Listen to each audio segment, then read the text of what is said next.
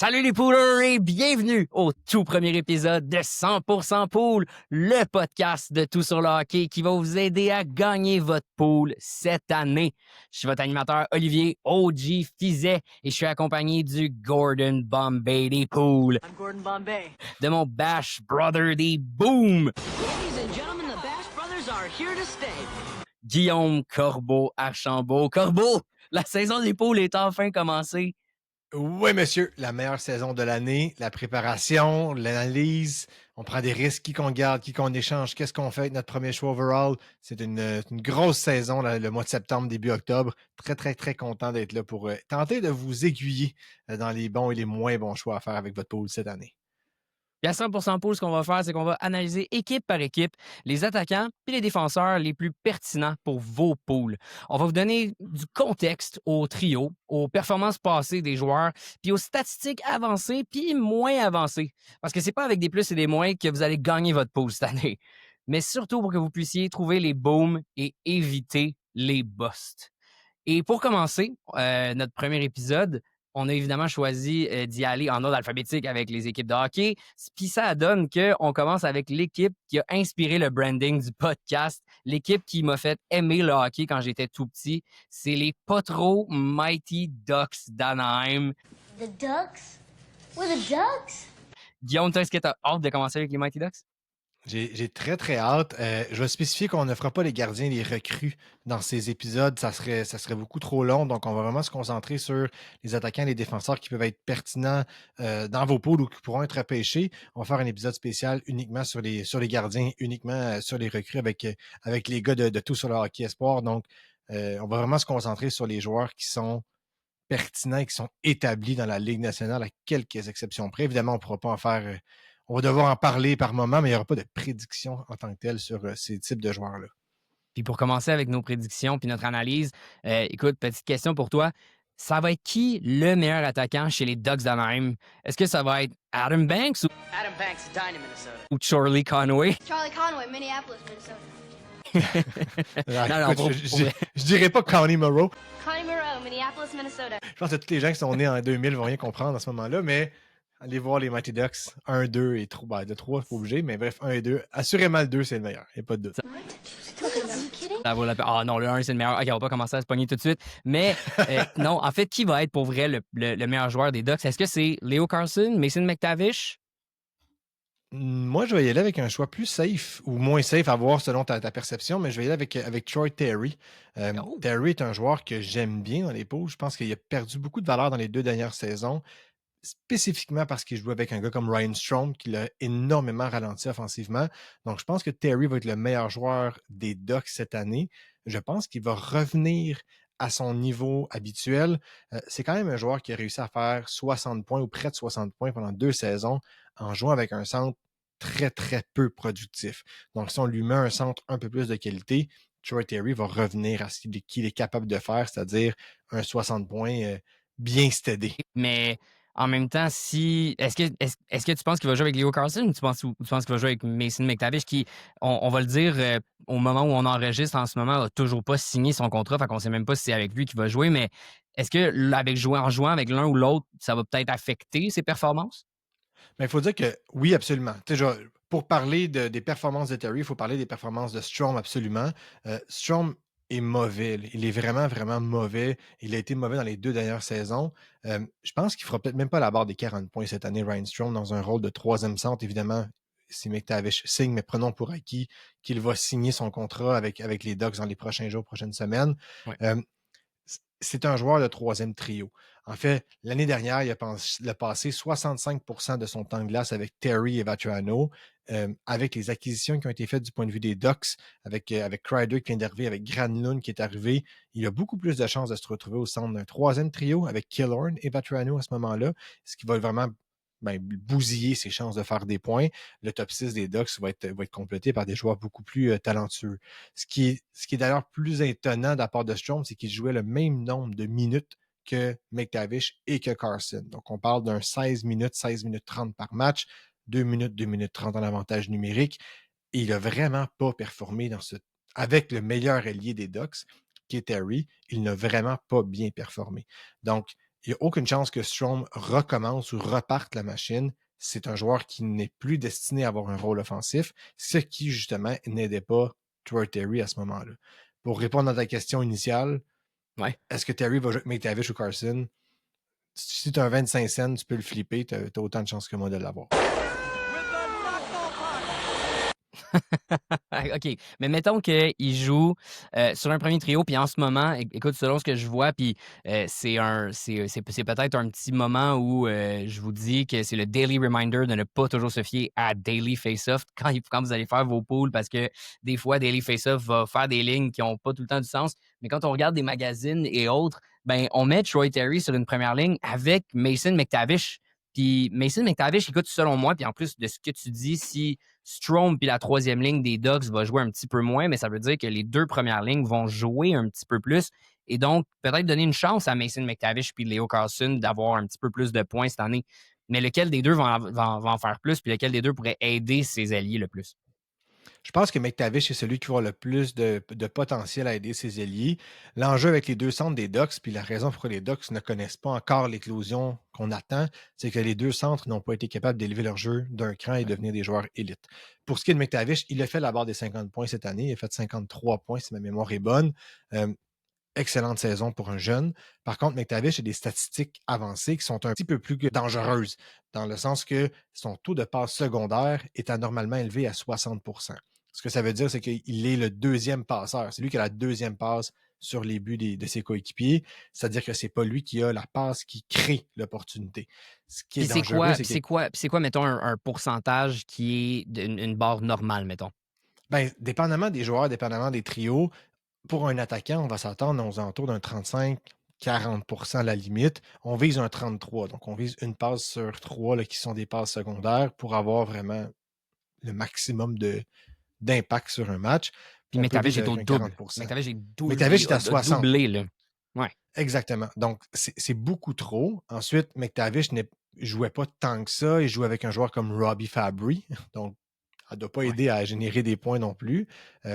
Par contre, il affrontait des trios qui étaient moins dominants d'un point de vue de l'adversaire, donc un niveau de compétitivité moindre que le reste de ses coéquipiers. Et ce n'est pas un joueur qui générait de la possession de rondelles. Donc, quand il était sur la patinoire, son équipe n'avait pas nécessairement la rondelle. Je trouve que c'est un joueur qui a fait une cinquantaine de points face à une adversité un peu moindre, un taux de passe secondaire très élevé. À un moment donné, je trouve que ça fait beaucoup à gérer et à se dire, ah ben il va continuer sur cette lancée-là. Il y a seulement 12 points en avantage numérique. Vous allez me dire, bon, c'est le meilleur des Ducks l'année dernière. Oui, ça reste que 12 points en power play, c'est mince, c'est très mince. Donc, il y a de la place à amélioration. C'est comme si à chaque fois qu'il y a une statistique qui vient descendre sa projection pour l'année prochaine, il y a une statistique qui vient la remonter. On peut s'attendre à le même type de production, c'est-à-dire un 50. L'année dernière, je m'excuse, il a fait 52 en 76. Donc, c'est dans ces eaux-là auxquelles on peut s'attendre. Est-ce qu'il peut jouer un petit peu plus? Probablement. Est-ce qu'il peut jouer plus en avantage numérique? On l'espère. Tout ça devrait aider à s'améliorer. Et est-ce qu'il peut jouer avec un joueur comme Terry qui va marquer des buts, qui va être capable de générer un peu plus d'attaques? Ça aussi, on l'espère, puis on espère que ça va avoir un impact. S'il ne joue pas avec Terry, il va jouer avec Kreider, avec Granlund, avec Cutter Gauthier peut-être. Donc, c'est quand même des joueurs qui ont un plus gros potentiel offensif que Robbie Fabry ou Alex Killorn. Puis rapidement, là, McTavish, me semble, là, il est quand même rendu à quoi? 229 matchs en ce moment? 229 matchs dans la Ligue nationale. Souvent, tu m'en as souvent parlé. Un joueur qui arrive dans une quatrième année, c'est souvent là qu'on appelle le breakout year. Pourquoi c'est le breakout year à 4 ans? Puis c'est quoi le threshold d'habitude? C'est quoi le moment, le nombre de parties qu'un joueur peut atteindre pour justement atteindre ce breakout-là? Ça va être aux alentours d'un 200 matchs pour des joueurs de taille dite normale, donc des joueurs qui sont plus que 5 pieds 10 et moins que 6 pieds 3, ce qui est la taille traditionnelle d'un joueur de hockey normalement dans la Ligue nationale. Si on parle de 200 matchs, pour les autres, on va être plus aux alentours de 400. Par contre, 400, ça commence à être... C'est plus difficile. Les probabilités que ce soit sa meilleure saison sont un petit peu minces, tandis que le 200 matchs pour un joueur, c'est reconnu là, que c'est quasiment 40, dans 40% des cas, ils connaissent le plus haut bump de points entre deux saisons. Donc, si un joueur augmente de 10 points par saison pendant les 3 premières saisons de sa carrière et arrive aux 200 matchs, on peut espérer qu'il en fasse au minimum 11. Dans 40% des cas, ça arrive. ce qui est quand même une probabilité. Quand on fait un pool d'hockey, on joue les probabilités, ben à ce moment-là, on va prendre ce type de joueur-là. Fait que McTavish est quand même pas mal intéressant, puis Il ça est, fait il est là. que il est là, puis ça fait qu'un gars comme Leo Carlson, qui lui est encore très jeune, oui, OK, il va peut-être être sur un premier trio, dépendamment du déploiement, mais est-ce qu'il est vraiment prêt à prendre le step de plus? Je pense qu'il reste encore un an avant de prendre le step de plus. Et il y a une seule statistique qui me dit qu'il n'est pas prêt, c'est qu'il ne shot pas. C'est un joueur qui ne tire OK. pas au filet. J'ai de la misère à dire que Leo Carlson va faire une explosion offensive, sachant qu'il ne dégaine pas, qu'il ne prend pas de tir. Quand on prend des tirs, on augmente inévitablement nos chances de marquer. On augmente le nombre de chances d'avoir des passes aussi. Veut pas des rebonds, c'est quelque chose qui va arriver quand même souvent. Son pourcentage de tir l'année dernière était élevé, malgré son faible volume de lancer. Il est à 17%. Généralement, pour un attaquant, on va tourner aux alentours d'un 12, 11,5-12%, c'est ce qu'on va viser. Évidemment, des tireurs élites, ça va être plus à 13-14, il va y en avoir. Et des gars comme Jake Evans, ça va être techniquement plus bas que ça parce qu'il n'y a pas de shot. Donc, Leo Carlson n'est pas encore rendu à ce niveau-là. Autre élément, c'est qu'il y a énormément d'inconstance dans son jeu. Il jouait beaucoup en début de saison, on jouait presque 17 minutes, on a chuté à 15 minutes. Après ça, on est rebondi encore une fois à 17 minutes. Donc, l'utilisation qu'on a fait d'un joueur comme Carlson a varié en courant d'année. Ses points ont varié en courant d'année. Sa statistique finale des tirs par match, si on parlait d'1,7 tirs par match, mais il est à 1,27 en début de saison. Il a fini à 2. Est-ce que c'est une progression qui est constante? Est-ce que c'est juste un coup de chance parce qu'il n'y avait plus de pression? On ne le sait pas. Il y a eu trop d'inconstance dans sa saison qui nous permet de dire que cette année, il va faire sur une base régulière 2 tirs par match, qui va jouer 17-18 minutes, qui va jouer en avantage numérique, etc., etc. Ce n'est pas des choses qui sont écrites là, dans la pierre, c'est pas gravé dans la pierre où est-ce qu'on est certain que ça va se passer. Et il y a toujours McTavish qui est devant lui, ou du moins qui compétitionne avec lui pour les mêmes minutes de jeu, pour la même qualité de glace, pour les mêmes alliés. Ce qui me fait dire que je ne suis pas convaincu que Carlson va aller pas dans la mauvaise direction, mais qu'il va avoir le gros step cette année. Puis est-ce que, mettons, le fait qu'il y a deux bons vétérans quand même, je dis bon, je mets des guillemets, là, mais qu'il y a quand même deux vétérans quand même établis qui ont prouvé qu'ils étaient capables d'avoir du succès dans la Ligue nationale en Chris Kreider puis Granlund qui arrive, est-ce que ça peut aider justement un Leo Carlson, ça peut aider un Mason McTavish à aller chercher une constance? Puis je pense surtout à Granlund qui, lui, l'a prouvé justement avec d'autres jeunes, avec San Jose, avec un Celebrini, avec un Smith. Ben oui, Granlund est un peu, il est beige. Là. C'est un gars qui est très beige. C'est pas du paprika fumé que tu mets puis ça goûte tout de suite. Là. C'est un peu, c'est une petite pincée de sel, un peu de poivre. C'est le fun d'en avoir, tu le disperses un peu partout, puis ça goûte un peu pareil partout où est-ce qu'il joue, là, à quelques exceptions près. L'année dernière à San Jose, il y avait beaucoup trop de temps de glace. Il en a fait de bon usage, tant mieux pour lui. Quand on l'a vu revenir ensuite avec les Stars, avec une production qui est passée plus à 66 points par match, donc des saisons de 55 points environ, je crois que c'est plus ça qu'on peut s'attendre à Granlund avec les Ducks. Il va y avoir une place pour lui probablement en avantage numérique, assurément sur le top 6. Il risque d'être un des ailiers à Carson ou encore à McTavish. Mais Donc, j'espère qu'il va oui, avoir une ça place peut. pour lui en power play. Il a quand même fait 19 points en power play. Tu sais, quand tu dis, bon, OK, là, je comprends Ouais. la métaphore du paprika fumé, là, mais ça reste quand même que c'est un gars qui, en power play, était super bon. Il a quand même Ouais, fait un 19 bon points l'année distributeur de dernière. rondelles. Ce serait le numéro 1 à Anaheim. Là. Oui, et puis il jouait avec les Sharks, il jouait avec les Stars, mais avec les Stars, il n'y avait pas beaucoup d'avantages numériques. Donc oui, je le vois avoir cette place-là, puis aider ses partenaires de trio. J'en ai pas parlé, là, mais Carlson, ça a fait 7 points en avantage numérique l'année dernière, avec plus de 2 minutes, à 2 minutes 28 par match. Côté Gauthier, c'est 6 points. Bon, il jouait moins, mais Il joue quand un peu même en moins, ouais. avantage numérique. Vatrano, Killorn, c'est 5 et 3 respectivement. Reinstrom, c'est 6. Je veux dire, il n'y a pas beaucoup de joueurs qui ont. Le seul joueur qui a le double digits, là, c'est McTavish et Terry qui ont 12 et 11 respectivement. C'est pas beaucoup de points en avantage numérique, 11. Les bons joueurs vont en faire une trentaine. Donc, on est loin du compte pour les Ducks. Si l'avantage numérique s'améliore, ben, à ce moment-là, on peut. Sky is the limit. Donc, pour répondre à ta question là, de Granlund, oui, ça va aider les joueurs comme Carson, comme McTavish à peut-être augmenter leur niveau de points. Mais pour faire le step, pour avoir un 15 points d'augmentation, c'est pas Granlund que ça te prend. Là. À moins que je joue avec McDavid, ça n'arrivera pas. Donc, c'est de cette façon-là que je lis la situation. Pour ce qui est de Kreider n'aura pas d'impact. Ouais, ça, là, Crider, on en a pas parlons-en de Crider. Moi, c'était un joueur qui, dans mes poules, j'avais sélectionné quand même quelques fois. Je sais, j'ai pas de valeur, j'ai pas d'âme. Puis pourtant, Price est un de mes joueurs préférés. Mais ça restait qu'en termes de pool, surtout quand je faisais un multi-cat, un catégorie multiple en head-to-head, ben, Chris Crider, qui scorait des buts, qui frappait, il était ultra pertinent, puis il était bon dans un pool. Et là, j'ai l'impression que je pense que j'y toucherais même pas avec une pole de 10 pieds. Mais Crider, tout a descendu. Toutes ces Ouais. statistiques primaires qu'on peut appeler ont toutes descendu. Ton nombre de tirs par match est passé de 3 à 2,2. Énorme drop, là. C'est quand même drastique. Son nombre de temps en avantage numérique est passé de 3 minutes 30 à 2 minutes 54. C'est quand même 45 secondes de moins. Évidemment, c'est une tangente qui s'en allait qui était accentuée plus que la saison avançait. Il a fini avec 2 minutes 17 en fin de saison, dans le dernier quart de la saison d'avantage numérique. Donc, on l'a retiré. On se rappelle que 4 ans, il a fait 52 buts. Là. Il a déjà fait une saison de 26 points, 26 buts en avantage numérique. C'est quand même extraordinaire. Donc, je pense qu'il a perdu de la vitesse. Il est rendu à 34 ans.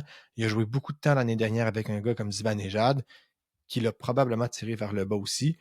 Donc, Crider, ce qui peut jouer sur un top 6, il va probablement commencer l'année-là, mais ne vous surprenez pas si on le met comme sur un top 9, sur un troisième trio pour amener juste de la robustesse et une présence devant le filet. Il va peut-être aider en avantage numérique, mais sans plus. J'ai pas l'expression exacte francophone, mais on va dire qu'il est lavé. Là. Il est wash complètement. Il est lavé. Les bonnes années. Il est terminé les bonnes années de Il est Chris délavé. Crider. Il est délavé, Il est délavé. effectivement. Il est délavé. Puis en plus, je pense que, tu sais, oui, on va peut-être offrir à Chris Crider un poste sur un deuxième trio, mais le numéro 1, le gaucher par excellence, puis qui partage mon nom de famille en plus, Cutter Gauthier. Moi, je le vois gros quand même, Cutter Gauthier, puis pas juste par sa stature, mais, mais je pense que pour vrai, je pense qu'il y a des bons outils pour connaître encore plus de succès. Oui, il est très gros, je pense qu'il reste encore 1 an ou 2 avant d'être réellement explosé.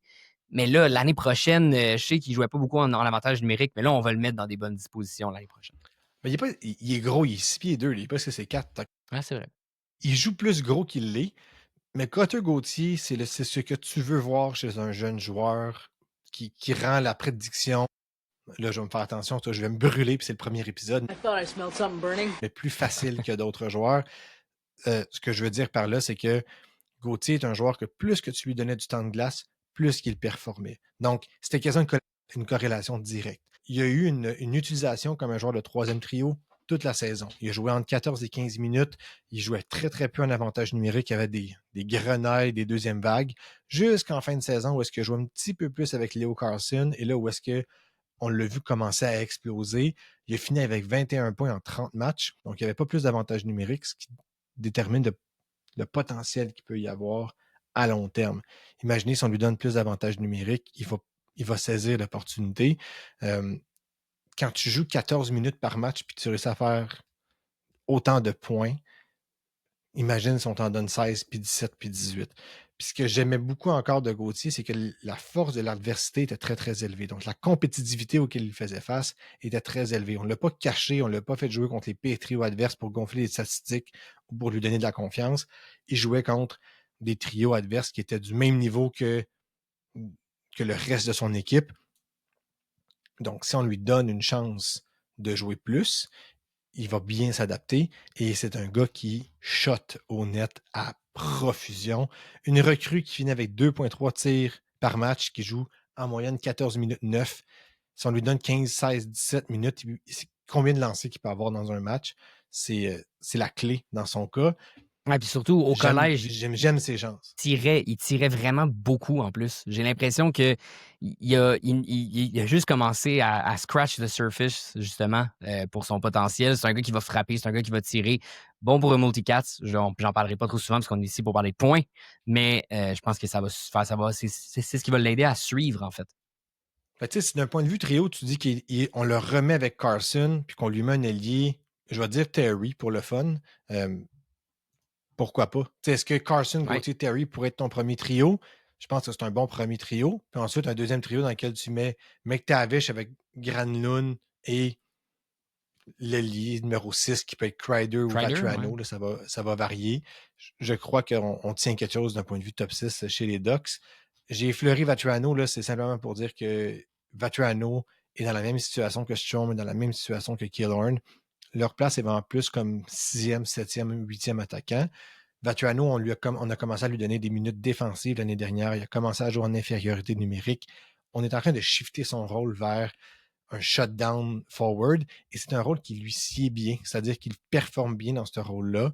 On serait fou de changer l'utilisation d'un Frank Vatriano. Encore une fois, on l'a dit en début d'épisode, mais il faut monitorer les trios des Ducks. C'est un peu volatile avec quand tu as beaucoup de jeunes de ce type-là. Donc, à regarder au camp d'entraînement, à regarder dans les premiers matchs de la saison. Mais ça ressemble à ça, le top 6, top 9 des Ducks pour la saison prochaine. Je vais juste glisser un multicat une dernière fois avec Sam Colangelo, qui est un joueur que j'aime bien. Encore une fois, c'est un joueur à surveiller. C'est un gars qui frappe, qui amène beaucoup, beaucoup d'énergie. Si on cherche un joueur à mettre des fois sur le top 6, il peut jouer quelques matchs avec des meilleurs attaquants à suivre. J'aime les Ducks. Ils s'en vont dans une bonne direction. Si McTavish et Carson peuvent avoir des signes encourageants de production, là, lancer un peu plus, ça serait le fun. Ça peut devenir des belles découvertes en courant de saison ou des joueurs à aller chercher parce qu'ils sous-performent en début de saison puis qu'ils surperforment à partir du 30e, 40e, 50e match. Oui. Ben, vraiment, puis c'est ça, je pense que Vatrano aussi, là, juste vite, là, même en termes de multicats, si jamais il y a une blessure puis qu'il devient intéressant, peut-être pas un gars que vous allez chercher dans votre pool cette année à la fin du mois ou au début octobre, dépendamment que vous allez le faire, mais s'il n'a pas été choisi, vous arrivez pendant l'année, puis là, il est sur les waivers, venez nous écouter, venez écouter 100% pool plus tard dans l'année, puis qu'on va parler à chaque semaine justement de qui aller chercher, puis que ça vaut la peine, mais peut-être qu'un Vatrano, un Sam Colangelo, un Killorn qui a été placé sur un des deux premiers trios va être important. Autrement, Guillaume, si on peut faire un petit rundown rapidement de joueur par joueur, qui va faire le plus grand nombre de points en ordre? Ton numéro 1, c'est? Troy Terry. Je vois Combien? Terry revenir à un minimum de 60. Je le vois même se rendre à 70 s'il y a une meilleure utilisation puis s'il y a un joueur de centre plus offensif. Donc Terry, un 60-70. Suivi du beige Michael Granlund avec un 55-60. Je le vois être dans ces environs-là. McTavish devrait refaire son 50-60. Encore une fois, à suivre du côté de McTavish. Beaucoup de statistiques irrégulières l'année dernière. Donc, ne pas prendre ça pour du cash. Il pourrait avoir une régression sans que ça soit trop surprenant non plus. J'aime beaucoup Gauthier par la suite. Gauthier, je vais le mettre à un 45-60, c'est-à-dire qu'il va faire son 40 points. Ouais, quand même. Il pourrait faire un 60. C'est un joueur que plus qu'il joue, plus qu'il fait de points, plus qu'il tire. Si on le fait jouer avec Terry et Carson, je pense que sky is the limit pour un gars comme Cutter Gauthier.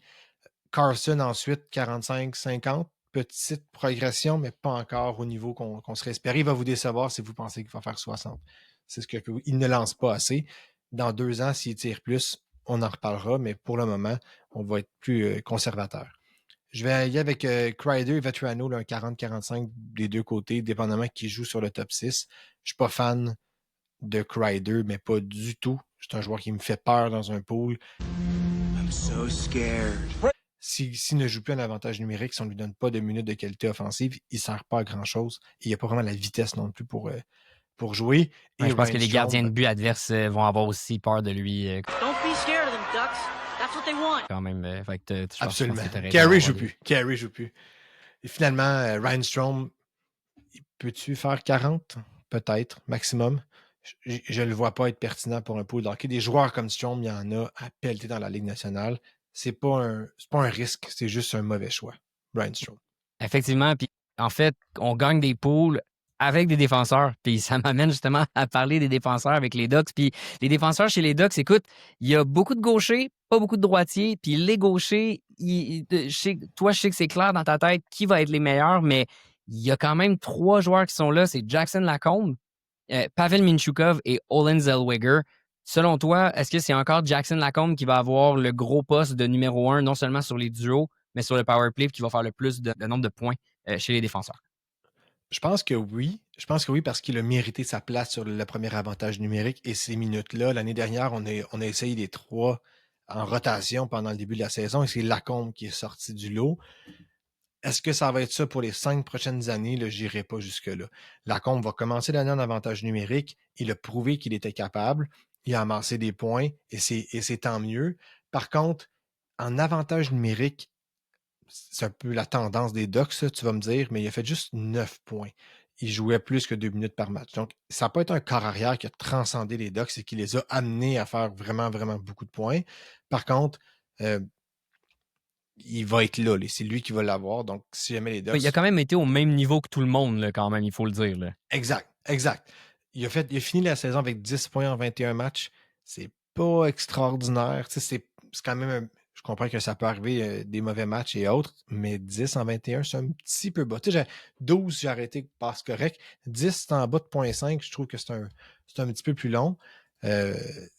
Mais bon, son temps de jeu a augmenté, passé de 21 minutes à 24 minutes. Fait que c'est juste de la malchance. Ça, c'est fort possible aussi à ce niveau-là.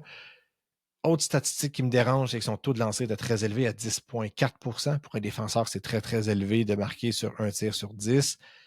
Il a passé quand même 45% de ses mises en jeu en zone défensive, donc il commençait beaucoup en zone offensive. C'est tout dans des petites statistiques que si on lui retire un peu d'avantage numérique, on lui retire un peu de mise en jeu offensive, ben, ça va finir par régresser de quelques points, puis que ça passe d'un joueur de 40-45 points à un joueur de 35, ça peut aller très, très vite pour un défenseur. C'est ce exactement. qui me fait peur avec Lacombe. Puis en plus, tu l'as dit, justement, si c'est un joueur qui est le plus complet chez les Ducks, ben je vais pas dire que c'est un gadget player parce que il sera peut-être pas ça, mais en général, on voit beaucoup Zellweger comme étant quelqu'un qui va énormément performer sur les power play. Puis est-ce que c'est pas lui, en fait, qui va avoir le power play à terme puis avoir le plus de points chez les défenseurs? Je serais pas surpris qu'à la fin de la saison, je vais refaire ma pensée. À la fin de la saison, je serais surpris que Zellweger ait plus de points que Lacombe. Ça me surprendrait. Par contre, je ne serais pas surpris que Zellweger pilote l'avantage numérique et que Lacombe ait un rôle plus all-around où est-ce qu'il va jouer des minutes en infériorité numérique et à 5 contre 5. Il faut dire que Lacombe joue déjà 42-43% de son temps en infériorité numérique. Donc, il va garder ces minutes-là. Il n'y a pas de nouveau défenseur dans l'environnement des Ducks qui permettrait de retirer cette tâche-là à Jackson Lacombe. Un peu comme Moritz Seider va le faire avec les Wings.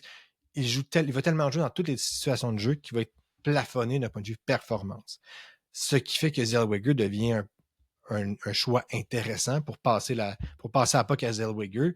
En avantage numérique, autant Zellweger que Lacombe ont eu des chiffres qui étaient semblables, pas au niveau de la performance, mais au niveau des passes décisives, des passes secondaires, c'était très semblable. Zellweger a juste été moins chanceux, il a juste moins généré de points. Il a quand même fait 5 points, mais il a généré un petit peu moins, ce qui fait qu'on a préféré Lacombe. Et clairement, Zellweger était plus dangereux dans sa zone aussi. Lacombe est vraiment plus responsable. Mais Zellweger, s'il n'a pas cet aspect-là offensif, il ne sert pas à grand-chose d'un point de vue des Ducks. Donc, on va lui redonner assurément une chance de se faire valoir offensivement. Et l'autre élément que Zellweger, c'est une statistique un peu tirée par les cheveux. Là. C'est probablement la seule fois que j'en parlais dans l'ensemble des balados, mais il a touché énormément de poteaux. Zellweger, il a touché 10 poteaux. Clang. Hits the post. Mais il n'a pas été chanceux. Non, mais il n'a pas été chanceux dans le fond. Là. Il reste que si ce poteau-là, la rondelle dévie en avant du gardien puis qu'il y a un retour, c'est un but. Si ça touche la jambière, c'est un but, ça peut rentrer directement. Quarter of an inch, Charlie. Il suffit d'un poteau qui se transforme en un but pour qu'on lui donne l'avantage numérique. C'est pas une statistique qu'un entraîneur va regarder là, pour faire jouer ou non un joueur, mais il se retrouve dans le même groupe de 10 poteaux et attache ta tuque là, de défenseurs, évidemment, de Makar, Werenski, Edman, Chychrun, Theodore, Harley et John Carlson. OK, là. Donc, non, mais c'est ça. Fait que c'est un gars qui est offensif. C'est beaucoup là. de poteaux. Mais oui, mais là, c'est pas juste beaucoup de poteaux, c'est des défenseurs élites que tu viens de nommer, là, des défenseurs offensifs élites dans la ligue. Là. Exactement. Donc, est-ce que c'est cette année qu'il va avoir sa grosse explosion? Je pense pas. Je pense que Lacombe va commencer en avantage numérique, puis qu'il risque de s'accrocher un petit peu plus longtemps que Zellweger va le faire. Un peu comme Matheson l'a fait avec le Canadien l'année dernière, c'est-à-dire qu'il va rester là. C'est juste que Zellweger n'est pas Lane Hutson, donc ça risque de prendre un peu plus de temps avant qu'on écarte Lacombe de l'avantage numérique. Mais ultimement, ça va finir par se faire. Je ne sais juste pas à quel moment exactement. C'est pourquoi je vais être plus conservateur avec ma prévision pour un gars comme Zellweger. Hey, moi, j'ai de la misère. Sérieusement, je pense que j'ai vraiment de la misère à croire que Olen Zellweger, parce que je comprends que c'est le poste à perdre de Jackson Lacombe, que dès qu'il se blesse, tu sais, Olen Zellweger, okay, il est 5 pieds 10, c'est pas un gros gars, mais c'est un joueur qui, partout où il est allé, autant quand il était en WHL, il scorait des points. En dernière série éliminatoire, il a fait 29 en 14 à sa dernière saison. Il y a 2 ans, dans la AHL, il était 37 en 44. Quand il a joué dans le World Championship, au championnat du monde junior, il était 11 en 7 pour un défenseur. Je pense que ce gars-là n'attend que d'avoir des minutes. Puis, à un moment donné, les Ducks n'auront pas le choix d'y donner, surtout si Lacombe devrait avoir d'autres postes. En tout cas, c'est mon opinion. On peut passer à l'autre gaucher qui est le compatriote, parce que je vous l'apprends, je suis russe et c'est mes compatriotes. Pavel Mintyukov, qui, moi, je pense que beaucoup de monde le voyait très, très gros. Puis, il a perdu son poste de numéro 1 à Jackson Lacombe quand il a été blessé. Il n'est jamais revenu, puis il n'a jamais été capable de reprendre ça. Puis là, tu as Zellweger derrière lui qui est plus le joueur gadget offensif. Fait que qu'est-ce qui se passe avec Mintyukov? Est-ce qu'il arrive dans une espèce de no man's land? Non, il arrive dans un espace où il n'a jamais été très, très bon. Malheureusement, ça n'a jamais été un défenseur qui était bon d'un point de vue statistique. Il a fait des points, mais il a été excessivement chanceux. Il n'a même pas fait 20 points l'année dernière. Donc, on parle d'un joueur de 19 points. La seule raison pourquoi on en parle, c'est parce qu'il est jeune, parce que n'importe quel défenseur de 19 points, on va l'écarter d'une analyse. Ça ne vaudra pas la peine, à moins qu'il y ait une explosion potentielle. J'explique que Mintyukov, là, ce qui s'est passé, c'est assez simple. En 2023-2024, il a fait 28 points, ce qui est une excellente saison pour un jeune défenseur, mais ses statistiques sous-jacentes, donc qui n'étaient pas périphériques, appelez-les comme vous voulez, étaient anormalement très élevées. Il y avait 58% de passes secondaires, donc déjà à la base, c'est ben trop, c'est le double quasiment de ce qu'il aurait dû avoir. Un défenseur peut avoir 45, peut avoir 50 par moment, mais quand on est rendu à 60, c'est un peu trop. Ensuite, il avait connu un départ canon. Il avait fait 12 points en 22 matchs. Mais quand tu fais 28 points dans une saison, ça veut dire qu'il t'en reste 16 pour les 60 matchs suivants. C'est peu. C'est peu. Je comprends qu'il n'avait peut-être pas joué. Je vais aller voir exactement le nombre de matchs qu'il avait joué, mais il reste que quand tu commences avec 12 en 20, il avait joué 63 matchs. Ce qui lui reste quand même pas tant de. C'est pas beaucoup de points en autant de parties. Là. C'est pas fameux de faire une seizaine de points en 40 matchs. C'est pas un niveau de défenseur numéro 1. C'est ce que Mintyukov avait apporté. Et en fin de saison, il avait fait 7 points en 20 matchs. Il y avait une récession dans sa performance qui était un peu qui annonçait un peu annonciatrice de ce qui s'en venait pour lui. Donc, Mintyukov n'a pas été performant, outre pendant une courte séquence dans laquelle il a réussi à amasser 12 points en 20 matchs, qui nous a donné l'impression qu'il était capable de faire plus. Son temps de jeu ensuite a chuté. Il est passé l'année dernière de 21 minutes à 15 minutes par match. Il a arrêté de jouer en avantage numérique. Son pourcentage de mise en jeu offensive est passé de 48 à 42. On lui a donné encore moins de chances de performer. Il a passé la moitié du temps avec un gars comme Jacob Trouba ou avec Ellison, qui n'est pas des défenseurs de premier plan. Bref, on l'a mis dans un rôle un défenseur de troisième paire parce qu'il n'a jamais été capable de performer à un autre niveau.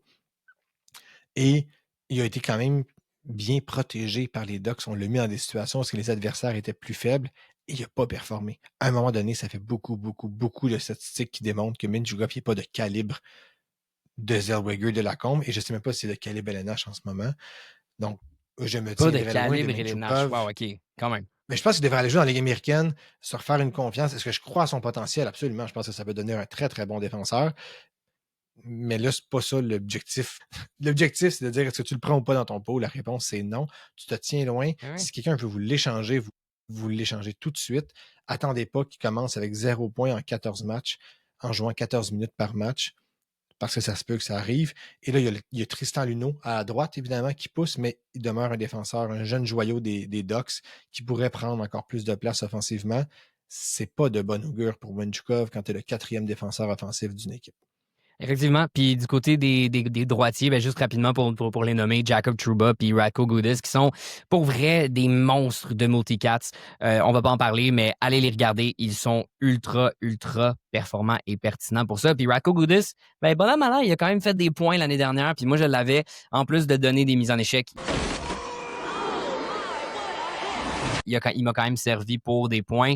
Et autrement, pour les recrues, ben, comme tu l'as nommé, comme tu l'as dit en début d'épisode, on va faire un épisode spécial pour parler de Beckett Seneke, Roger McQueen, Julien Stolberg, Tristan Luneau. Non, je sais qu'ils ne joueront toutes pas, mais il y a peut-être certains poolers qui vont se demander s'ils vont jouer, s'ils doivent aller les chercher. Est-ce que vous avez un dynastie? Vous allez pouvoir les protéger? On va tous vous parler de ça avec les gars de Tout sur le hockey. Guillaume, Pour terminer, j'ai envie de finir tous les épisodes des équipes avec un petit segment de boom et bust. Puis à chaque épisode, je vais nommer un joueur boom et un joueur bust pour qu'ils vont exemplifier ceux que je veux que tu me nommes, que tu voudrais aller chercher chez les Ducks puis éviter chez les Ducks. Puis le boom, la catégorie boom, ça va être la catégorie Adam Banks. Parce que quand il se joint à ton équipe, c'est là que tu gagnes. Fait que c'est qui ton Adam Banks chez les Ducks? Ça va être côté Gauthier. J'y crois à Gauthier. J'y croyais peut-être pas à ce point-là en début de saison l'année passée. Cette année, j'y crois. Je crois que si on lui donne du temps de jeu, il va en faire bon usage. OK. Hey, moi, pour mon Adam Banks, ça va être Mason McTavish. On parle souvent de lui pour aller à Montréal. Je pense qu'il va rester là-bas. Je le feel. C'est son breakout year. Voilà, c'est dit. Puis pour les busts, ça va être le même nom pour toutes les équipes. Ça va être le même nom de segment. Le Lyle O'Deline. Mon équipe est fière de sélectionner Lyle O'Deline. Petit clin d'œil, évidemment, aux boys ici. Le joueur que tu dois pas aller repêcher et qu'il faut éviter à tout prix chez les Ducks. Je vais y aller avec Minchukov. Je me tiendrai très loin de ce défenseur russe énigmatique. Je n'y toucherai pas. Je pense qu'il pourrait ne pas faire un rythme de 25 points encore une fois. J'y crois pas, pas du tout. Les statistiques, pour l'instant, me donnent raison. Ouais, c'est chiant envers mon camarade, mais écoute, je vais pas aller dans le même côté que toi. Je vais y aller avec Chris Kreider. Je me suis brûlé beaucoup trop souvent dans les 2 dernières années avec Chris Kreider. Donc, ça va être mon Lyle O'Deline chez les Ducks. Merci à tous. Merci les pouleurs de nous avoir écoutés. Si jamais vous hésitez, si vous pensez que Leo Carlson va faire plus de points que Mason McTavish, ben, allez nous écrire en DM sur Instagram. Allez laisser des commentaires sur YouTube. Évidemment, écoutez-nous sur Spotify, Apple, puis on espère que vous allez gagner votre pool cette année. Salut les pouleurs!